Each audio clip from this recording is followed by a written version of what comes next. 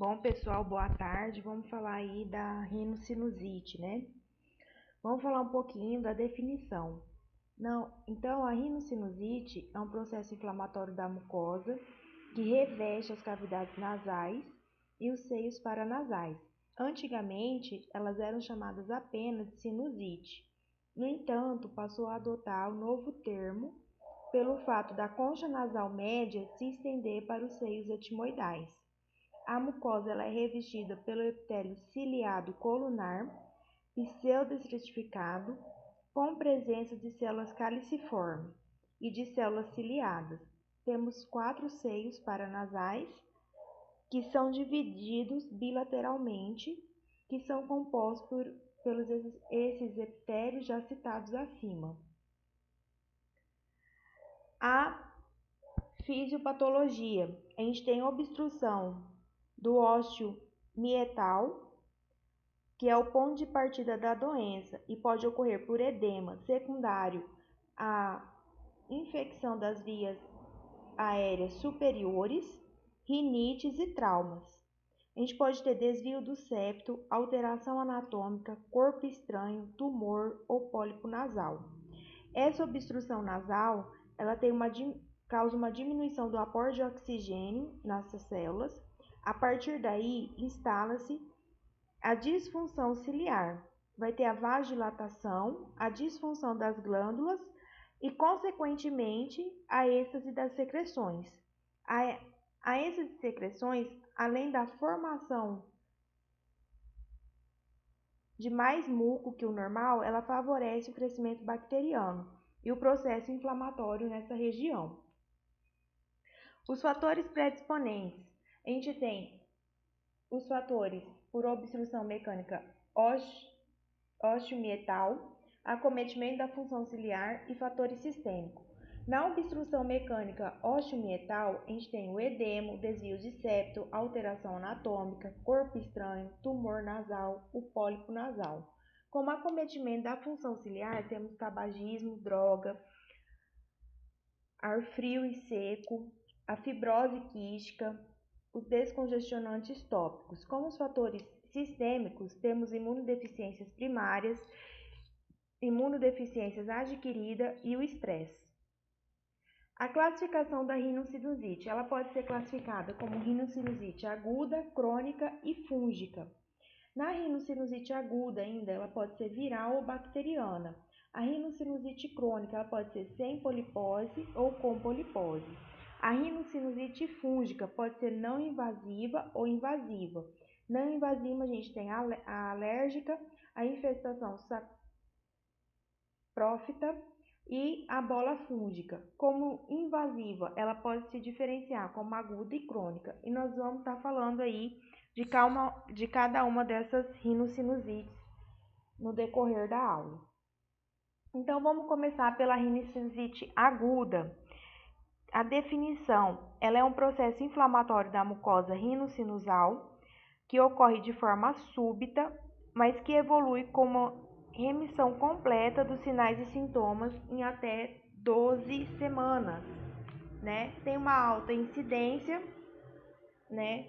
Principalmente, a principal etiologia viral é pelo rinovírus influenza, né? Que é um resfriado comum. Acomete adultos e crianças, adultos de 2 a 5 resfriados por ano, crianças têm de 5 a 8 resfriados por ano. A bacteriana, ela pode ser por Streptococcus pneumoniae, H. influenza e Moraxella catarrhae. Lembrando que as principais é pelo Streptococcus pneumoniae e H. influenza. O quadro clínico, na rinocinusite, a gente tem obstrução e congestão nasal, uma rinorreia anterior e posterior, dor facial, hiposma, que não sente cheiro, e tosse em crianças, é característico em crianças a tosse. O diagnóstico a gente tem 2 ou mais os seguintes, sendo um deles, né? A gente tem os sinais endoscópicos e os sinais radiológicos da tomografia. O que tiver com asterisco é que tem que ter, tá? Obstrução e congestão nasal, vai ter uma rinorreia anterior ou posterior, a dor facial, a hiposmia e em crianças tosse. Os sinais endoscópicos, a gente vai ver pólipos nasais, secreção purulenta, obstrução, edema no meato médio. Os sinais radiológicos, na tomografia, a gente tem alteração da mucosa do complexo ósseo-mietal e dos seios paranasais, né? Aqui é um sinal endoscópico, né?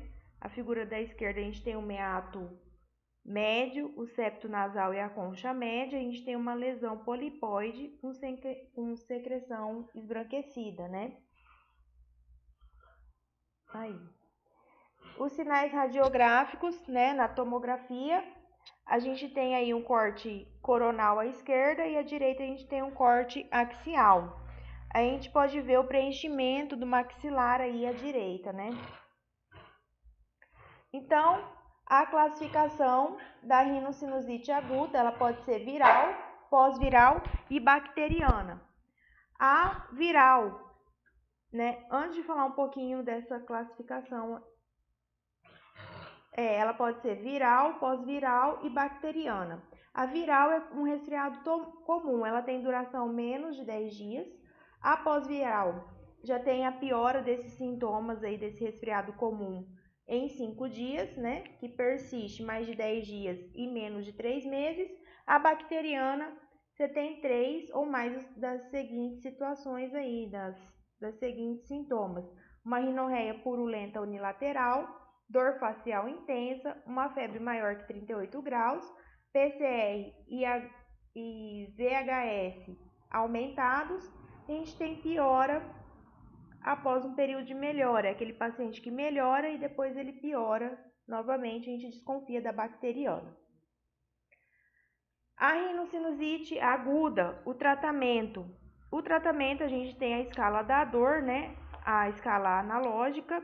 A gente vai pedir para o paciente como que ele considera aí a dor dele. De 0 a 3 é leve, de 3 a 7 moderado e de 7 a 3 e de 7 a 10 é grave.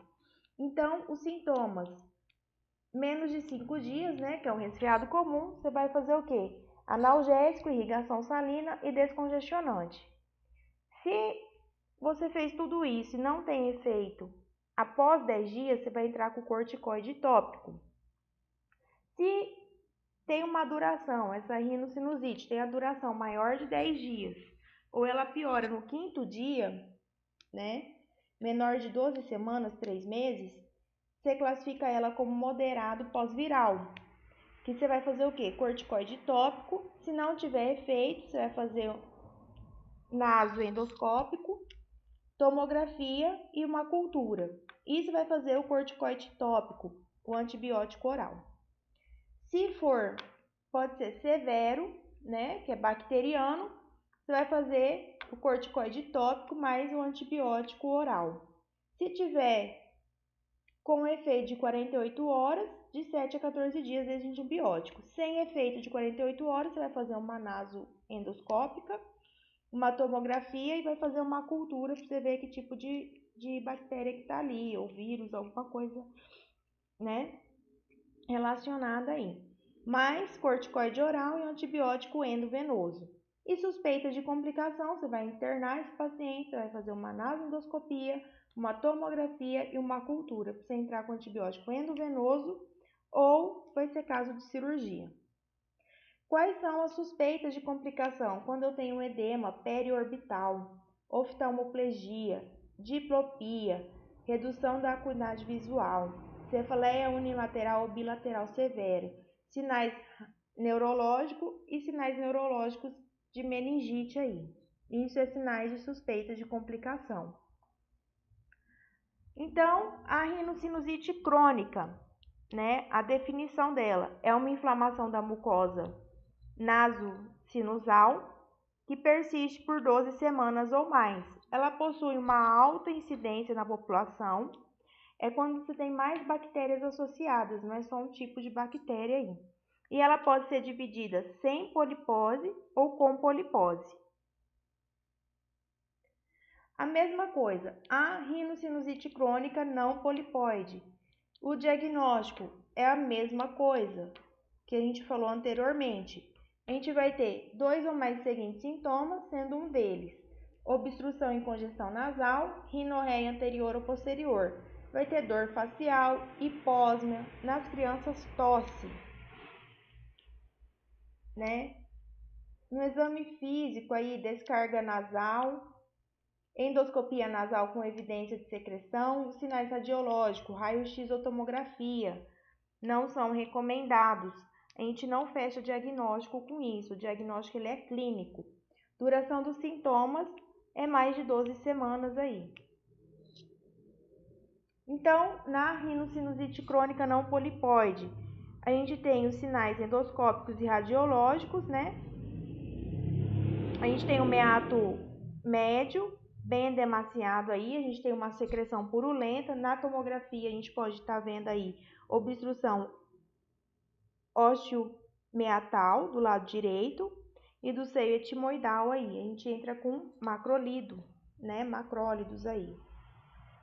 Então, o tratamento, a mesma coisa, sintomas leves e sintomas moderados e severos. Sintomas leves, a gente faz corticoide nasal, irrigação salina, né? Se tem melhora, a gente dá seguimento. Sem melhora de 3 meses, a gente faz corticoide nasal, irrigação salina e também pede uma cultura para a gente ver o tipo de bactéria.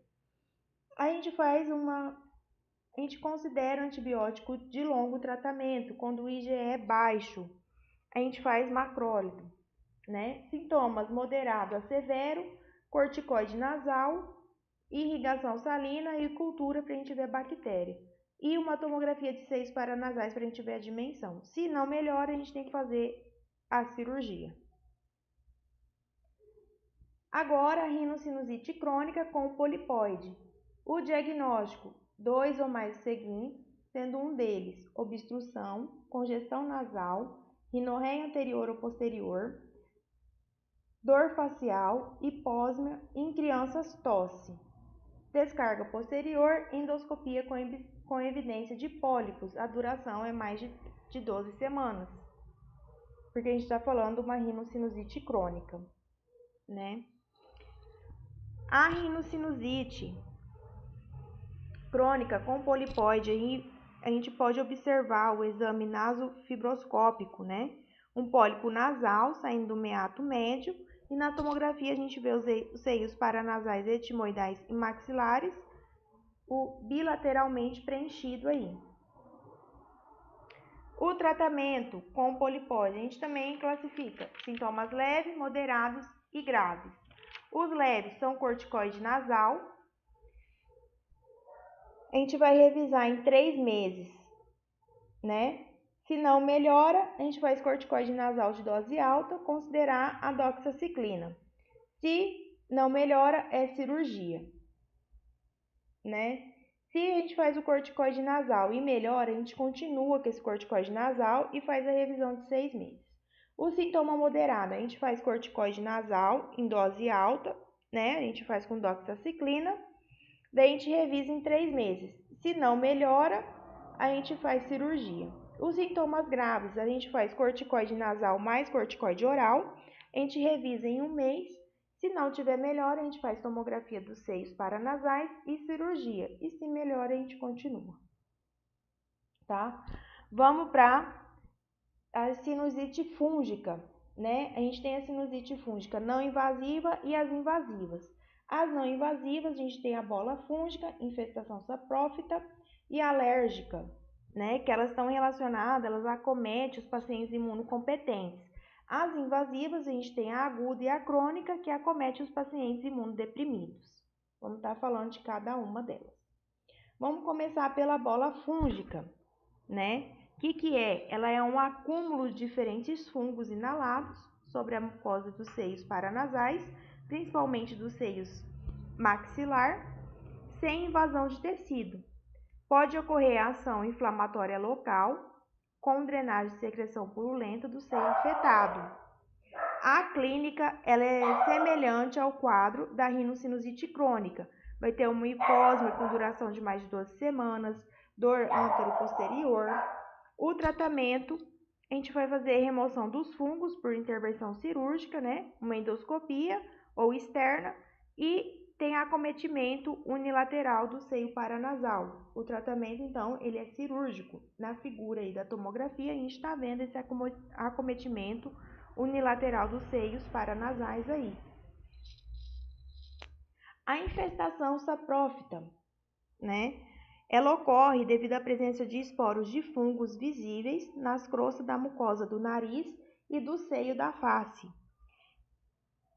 Ela é comum, ocorre em pós-operatório, septoplastia e turbinectomia, né? A clínica é assintomática. O tratamento é lavagem nasal com solução salina. A rinocinusite fúngica alérgica, ela ocorre pela inalação de esporos de fungos, principalmente do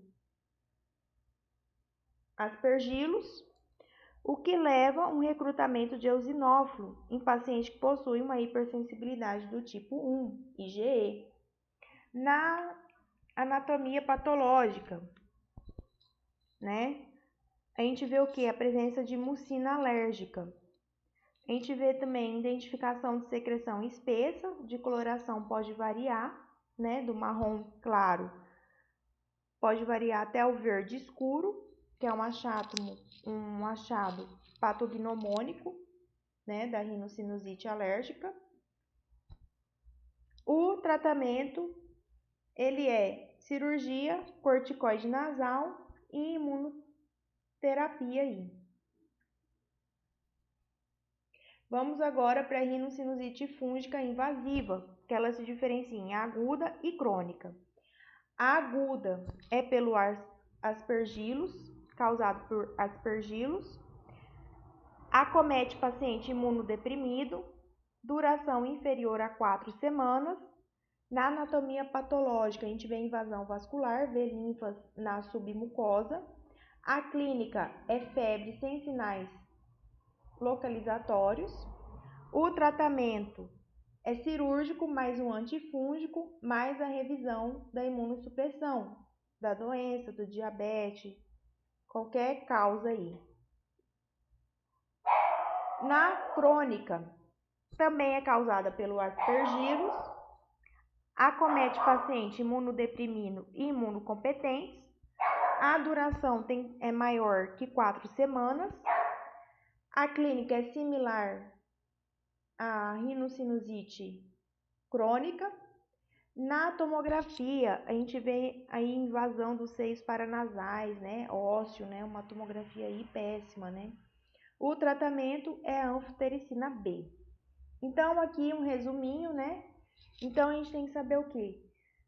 As rinocinusite fúngicas, ela tem a não invasiva e as invasivas. A não invasiva é a bola fúngica, infecção saprófita, e a alérgica. A invasiva, aguda e crônica.